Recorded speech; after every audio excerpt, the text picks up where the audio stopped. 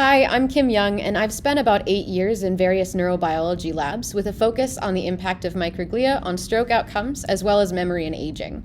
As someone who's absolutely fascinated by these little cells, I was so excited to have the opportunity to work with and optimize the mouse neuropanel for the CosMx, a powerful spatial imaging platform here at Nanostring. So the CosMx is the perfect tool to study microglia because they're incredibly dependent on their spatial context. As the innate immune cell of the brain, one of their primary functions is to surveil their environment and respond to signals from neighboring cells. For example, a nearby neuron might release signals directing microglia to engulf and remove faulty synapses.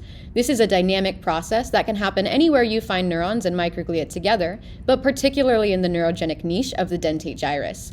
Here, microglia, shown in green, perform partial phagocytosis by extending their processes, visualized by the lime green microglia markers, towards the dark blue interneuron via the complement pathway, the initiator for which is shown in yellow.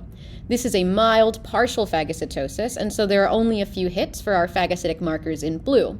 Of course, we have an entire brain section to explore, and if you go up just a bit to the primary visual area of the cortex, we can see a much more pronounced phagocytic phenotype exhibited by multiple microglia as they hone in on a single neuron.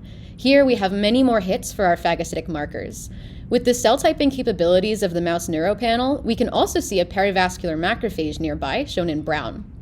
Both of these are examples of phagocytic microglia, and yet the presentation of this phenotype ranges from mild to severe depending on which cells are nearby and what they're doing. Using CosMx, we have a super unique opportunity to examine a very dynamic process and learn more about what makes these microglia tick. I'm absolutely fascinated by these cells, and I can't wait to see what the rest of the field does with this incredible new technology.